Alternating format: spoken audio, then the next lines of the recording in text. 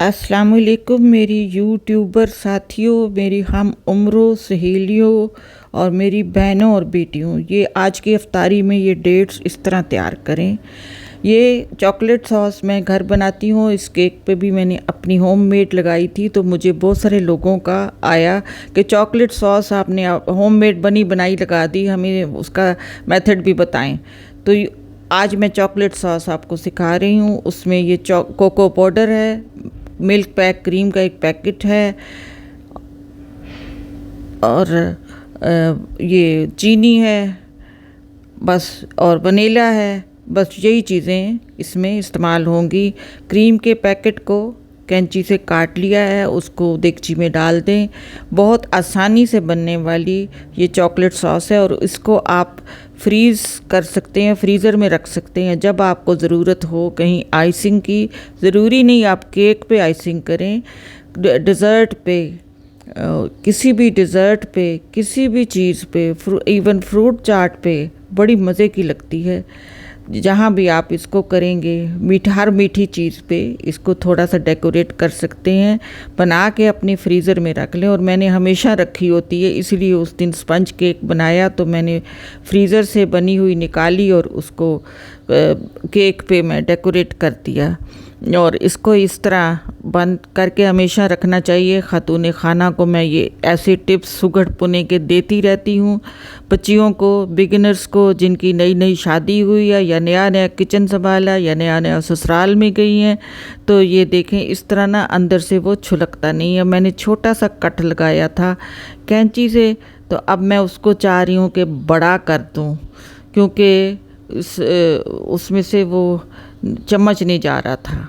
ये पर heaped spoon आपने 1 2 नॉट पर लेवल, हीप्ड स्पून डालने हैं। उसके बाद देखी जाएगी, अगर और चाहिए हो तो डाल लेंगे। और अगेन इसमें से पाउडर ज़ाया नहीं होता, छुलकता नहीं है। अगर आप एक दफ़ा ये ले लें, चुटकियाँ कहते हैं इनको, एक दफ़ा ये परचेज़ कर लें तो आपके बड़े काम की चीज़ें हैं। ये देखिए, अब मैं बेफिक्र होकर इसको डिब्बे में डाल दिया है।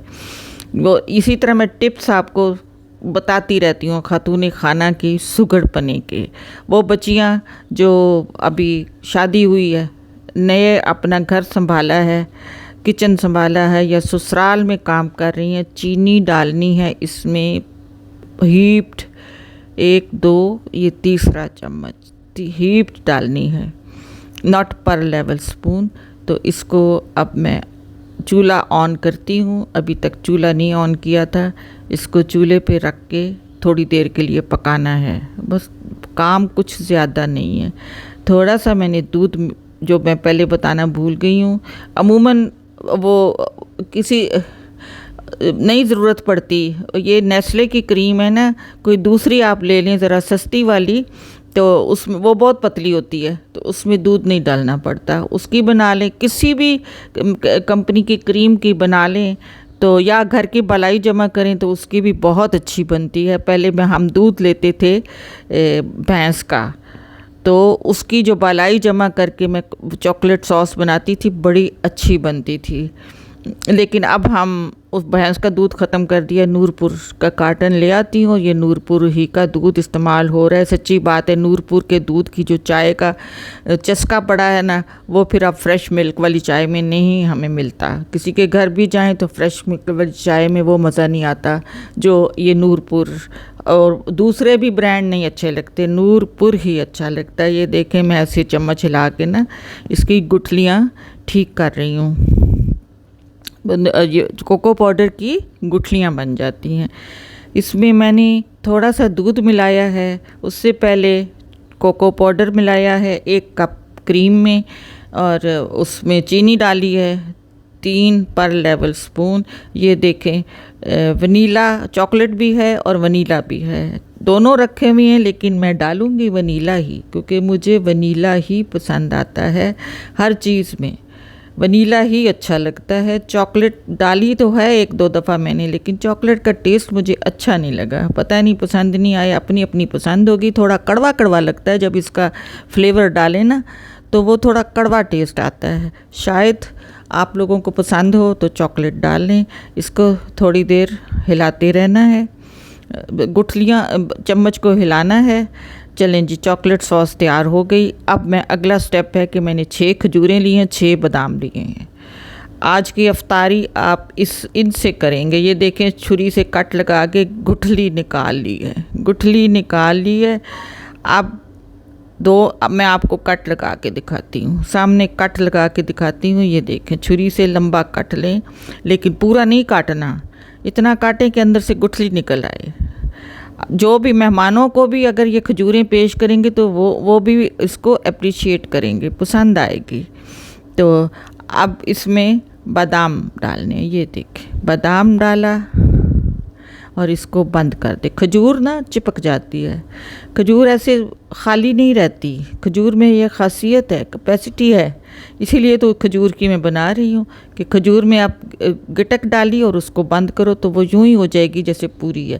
کوئی ہمارے گھر مہمان آئے اور میں نے ان کو ایسی کھجوریں پیش کی تو انہوں نے اٹھا کے کھائی, روزہ کھولا, کھائی اور بادام نکال کے سائڈ پہ رکھ دیا. وہ سمجھے اندر گٹھلی ہے. پھر میں نے انہیں بتایا اس کو بھی کھانا ہے آپ نے, یہ بادام میں نے ڈالا ہوا ہے. اچھا, آپ لوگ بوائل کر کے اور چھلکا اتار کے وہ دوسری بادام کی گری اس طرح بھی ڈال سکتے ہیں. بڑی مزے کی چیز بنتی ہے اور بہت آسانی سے بن جاتی ہے. تو چاکلیٹ ساس دیکھیں اگر بازار سے لائیں تو 1200-1500 کی, اور اس میں کیا ڈلا ہے, 210 کی کریم ہے, 3 چمچ چینی کے ڈلے ہیں اور فلیور ہے. اور کتنی آسانی سے کتنی سستی ہم نے چاکلیٹ ساس بنا لی ہے. بازار کی بھی اچھی ہوتی ہے لیکن 1500, 1200, 1600 سے وہ بڑی بگ باٹل ملتی ہے. اس کو بھی آپ کنٹینر میں رکھ لیں فریزر میں, یہ جتنی دیر مرضی آپ فریز کریں لیکن ناٹ مور دین 1 month, اس کے بعد آپ استعمال کر لیں اس کو. یہ دیکھیں یہ کھجور کی, آپ چاہیں تو وائٹ کریم وپر جو ہوتی ہے, وپنگ کریم, اس سے بھی اس پہ نوک سے بندوق وہ جو ہوتی ہے گن, آئسنگ گن کی مدد سے اس پہ آپ ڈیکوریٹ کر سکتے ہیں. چاہیں تو کھجور ذرا بڑی لے لیں, میرے پاس یہی اویلیبل تھیں, بڑی لے لیں تو زیادہ مزہ ہے. اس میں آئسنگ گن سے وپنگ کریم سے بھی ڈیکوریٹ کیا جا سکتا ہے. میں ناریل کا چورا ڈال رہی ہوں, ناریل کا چورا ڈال کے یہ میں تھوڑی دیر کے لیے فریزر میں رکھ دوں گی تاکہ چاکلیٹ ساس جو ہے نا اس کا کچھ نہیں بگڑے گا. تھوڑی دیر کے لیے فریزر میں رکھ دوں گی اور آج شام کو افطاری میں ہم یہ انشاءاللہ اس کو کھائیں گے.